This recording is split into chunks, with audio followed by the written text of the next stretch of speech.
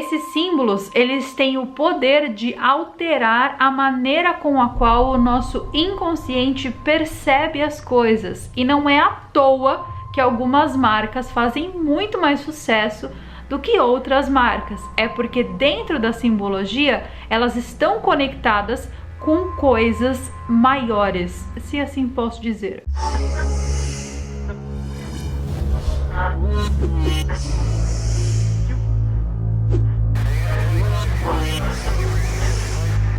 Na quarta-feira da semana passada eu comecei a contar para vocês como o nosso mundo é cheio de simbologias ocultas. Quer saber como é que tudo isso interage com nossos cérebros e controla a nossa vida? Pois é nesse vídeo aqui que você vai saber. Se você ainda não assistiu a primeira parte desse vídeo, eu recomendo que você assista, eu deixarei aqui embaixo na descrição o link do vídeo. No vídeo da semana passada, eu terminei falando que existia uma simbologia oculta, escondida nas cores, lembra? E sim, gente, toda cor tem o seu significado e os significados são impressionantes. Mas não apenas nas cores que nós conseguimos ver e conseguimos discernir, mas também naquelas cores que são imperceptíveis aos olhos.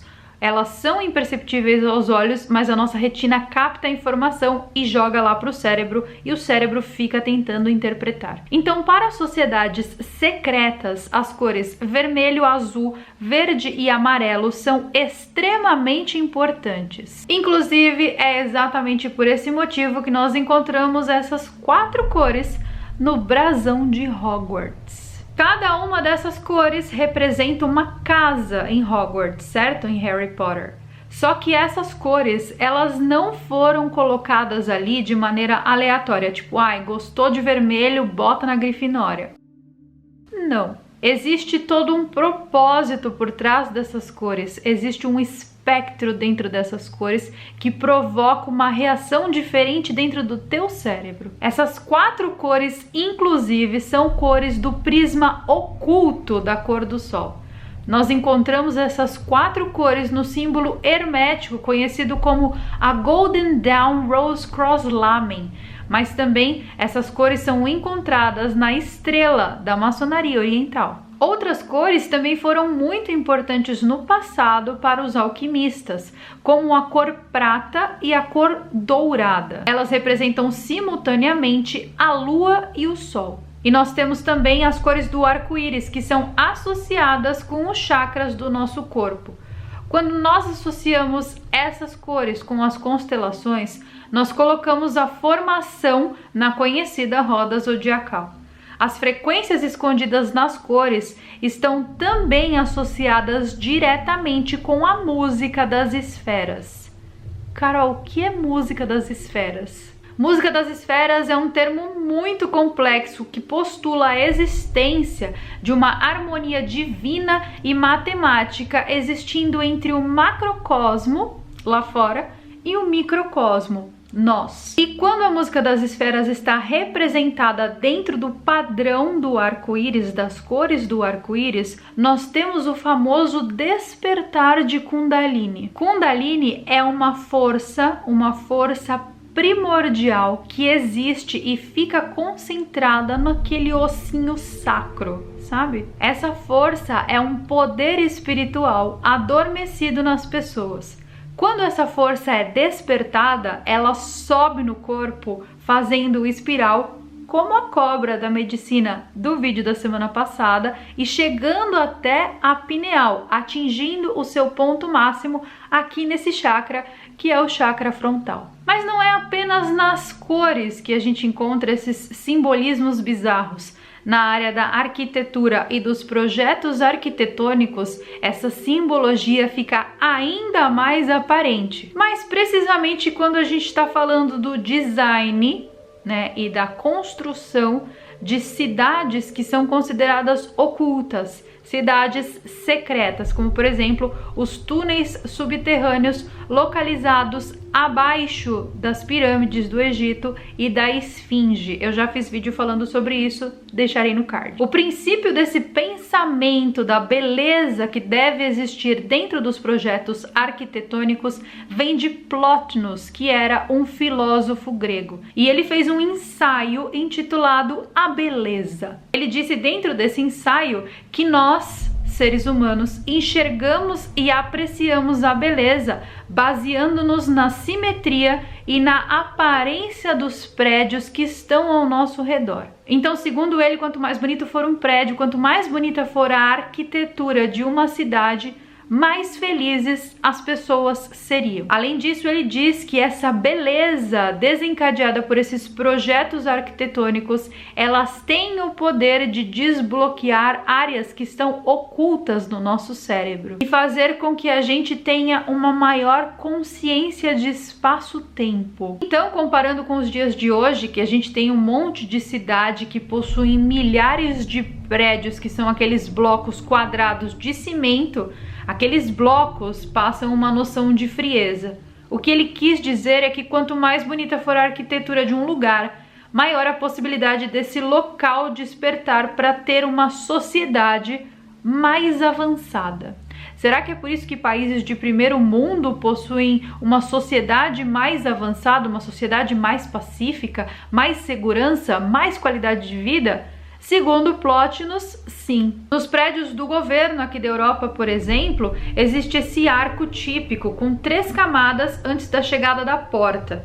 Dentro desses 3 arcos, nós encontramos a simbologia da Trindade solar, que consiste no sol da manhã, o sol do meio-dia e o sol do pôr do sol, que estão diretamente ligados ao Pai, ao Filho e ao Espírito Santo. Ou seja, corpo, mente e espírito, todos ligados dentro da Trindade solar, que seria, traduzindo em deuses, Brahma, Shiva, Vishnu, Osíris, Ísis e o deus Horus. Nós também encontramos esses símbolos ocultos na cidade de Londres, que os romanos carinhosamente chamavam de Londinum. Mas o nome mesmo Londres é proveniente da cultura celta, a palavra Lug Danan, que quer dizer Deus do Sol para os celtas. Não sei como apelidar o Londres de Deus do Sol, sendo que lá só chove. Devia ser Deus da chuva. Mas se você já foi para Westminster, por exemplo, você deve ter percebido que existe um importante obelisco egípcio, e ele veio diretamente do Egito, de uma área do Egito chamada de Heliópolis. Eu sei que Heliópolis, em São Paulo, é uma comunidade. Só que Heliópolis também era uma cidade do Egito Antigo. Inclusive, essa cidade, Heliópolis, tem esse nome porque é a cidade luz. Guardem essa expressão, cidade luz. Você já deve ter ouvido essa expressão sendo referida a outra cidade. Paris, por exemplo. Já vamos falar dela. O símbolo do obelisco egípcio é muito importante para a maçonaria, por exemplo. Então, ter esses obeliscos espalhados por vários locais do mundo, vários locais importantes, cidades importantes, como por exemplo Nova York, a França, do lado de fora do Vaticano, a simbologia nos diz que a luz dos mistérios está nesses locais, se é que vocês me entendem. Você já viu o Big Ben, por exemplo, nem que seja por foto, tipo, ai Carol, nunca fui para Londres, tudo bem, já deve ter visto uma foto, né? O Big Ben, ele foi construído em uma pedra chamada Ben Ben, então é por isso que tem o nome, tá? Big Ben, porque é o grande pedra bem bem, essa é pedra bem bem. O Big Ben também tem o formato de um obelisco egípcio. E a mesma coisa acontece com a Torre Eiffel, que fica em Paris. Inclusive, Paris vem de Par Isis, para a deusa Isis. Quando nós olhamos para a Torre Eiffel, o senhor Eiffel, que foi quem construiu essa torre, ele passou muito tempo no Egito antes de construir. E ele baseou o formato da Torre Eiffel no formato de um obelisco egípcio. E ele também era maçom. A cidade de Paris em si está abarrotada de simbologias bizarras. Recomendo, inclusive, uma visita com esse olhar. Em vez de você ir lá só para tirar fotos e fazer a blogueira, você vai e olha e percebe toda a simbologia da cidade, eu tenho certeza que você vai se surpreender. Esses obeliscos, eles estão espalhados pelo mundo inteiro. Tem até um em São Paulo, não tem lá no Ibirapuera? Tem até um lá no meio, lá de Buenos Aires, lá naquela rua que esqueci o nome. Bom, enfim, esse obelisco está espalhado pelo mundo inteiro. Principalmente tem que ficar próximo a prédios do governo ou prédios que são considerados importantes. Em Washington DC, por exemplo, o monumento de Washington é um obelisco gigante egípcio. Esses obeliscos todos espalhados pelo mundo em pontos estratégicos, eles também possuem um objetivo estratégico, que eles funcionam como uma espécie de agulha de acupuntura do planeta, realinhando a energia que nós estamos recebendo aqui no planeta. É uma maneira de redistribuir essa energia. E Tesla sabia muito bem disso. As igrejas do nosso planeta também estão cheias de simbologia. O alquimista Fulcanelli foi responsável por decodificar todos os símbolos da arquitetura e da arte gótica, principalmente a arte contida nas igrejas da Europa. Essas simbologias, inclusive, possuem significados cabalísticos de ciclos de transformação. Inclusive, nas igrejas existem muitos símbolos sexuais, se é que vocês me entendem. Só que essa parte eu vou pular, tá? Eu vou pular essa parte para ajudar a minha saúde mental na hora que eu for ler os comentários. Tá bom? Mas aqui só um rapidinho. Quando você tá dentro da igreja assim, ali no altar, a parte onde o padre fica, a parte onde ele conduz a missa, simboliza o útero. E esse é o máximo que eu vou me aprofundar nisso, eu juro, prometo. Dentro de geometria sagrada, nós temos um símbolo que se chama Vesica Piscis. Eu já fiz um vídeo sobre geometria sagrada aqui. Se você quer entender como funciona e como esses símbolos surgem, eu recomendo que você assista. Mas dentro da geometria sagrada, nós temos esse símbolo aí do Vesica Piscis, que é a segunda divisão dentro de geometria sagrada.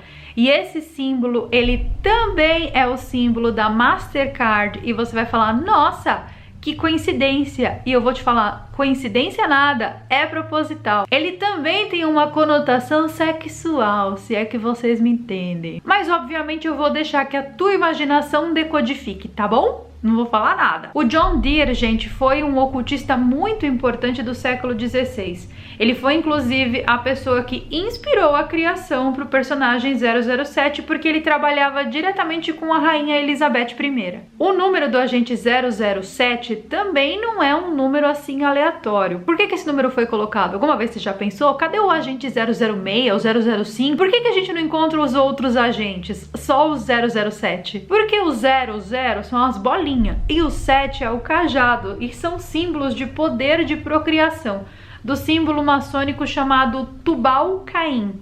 Inclusive, esse símbolo ele é muito importante para a maçonaria, o Masonic Tubal-Caim. E curiosamente, ou não tanto assim, ele tem exatamente o mesmo formato da logo do Facebook. Ai, por que será? Na nota de $1 a gente também encontra alguns símbolos bem interessantes. Essa nota, ela contém o selo original dos Illuminates da Bavária e foi criada em 1º de maio de 1776 por Adam Weishaupt. No entorno da pirâmide nós temos um círculo, e esse círculo mostra que os construtores da pirâmide e do Stonehenge estavam de alguma forma interligados. No cantinho de cima, quase que imperceptível, existe uma coruja de Atena ou a coruja de Minerva. A parte estranha é que nas placas dos banheiros, os símbolos que nós usamos também tem essa conexão, ou seja, a conexão com a nota de $1. No banheiro masculino nós temos uma placa em formato de triângulo ou uma pirâmide, representando mais uma vez a energia da procriação.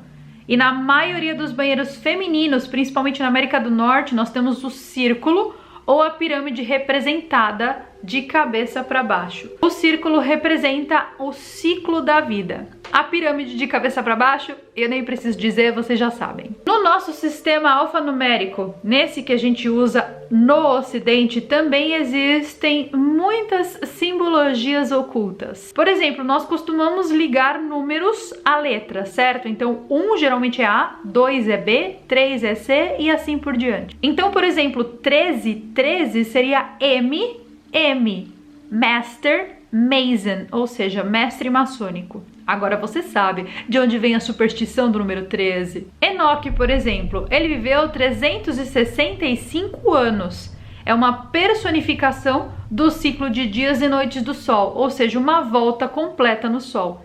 Será que Enoque existe de verdade? Ou será que ele era símbolo da personificação de uma volta completa no Sol? Além disso, o número 72 é muito importante, eu expliquei para vocês no vídeo anterior sobre a precessão dos equinócios. Volta lá. 72 é importante porque também é o ângulo que determina os ciclos astrológicos aqui no planeta.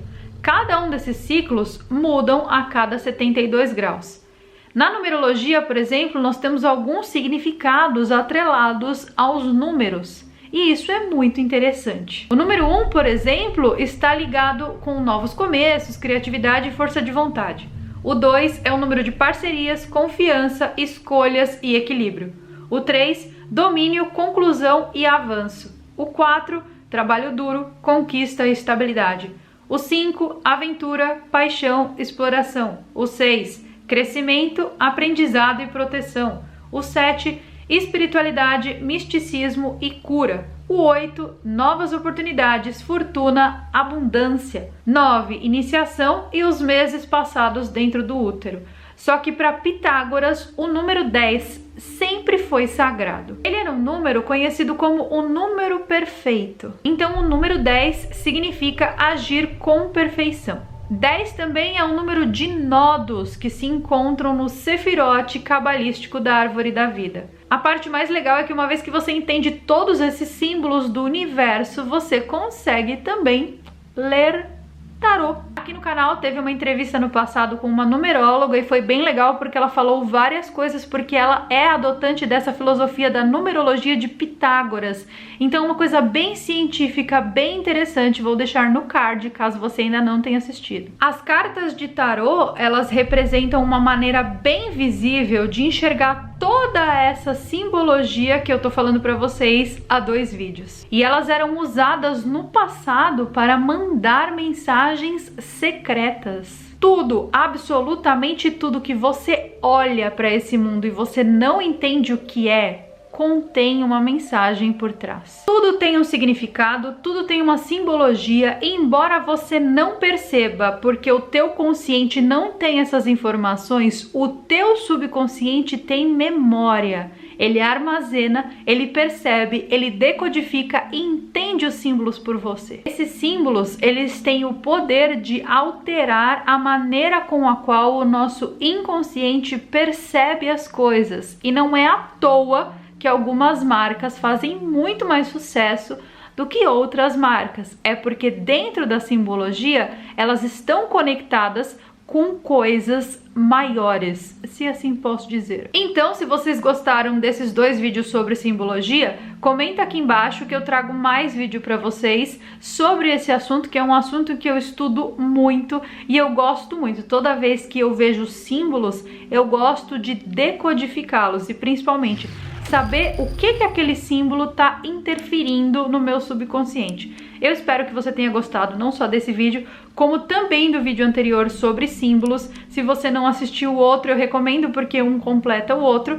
E a maneira com a qual esses símbolos, essas cores, esses números, eles interagem com o nosso subconsciente, faz com que também a gente entenda que tudo que a gente vê ou tudo que a gente coloca pra dentro também tem uma ação ou positiva ou negativa nas nossas emoções e no nosso inconsciente. Esse foi mais um vídeo aqui do canal. Um super beijo pra vocês e eu vejo vocês nos nossos próximos vídeos.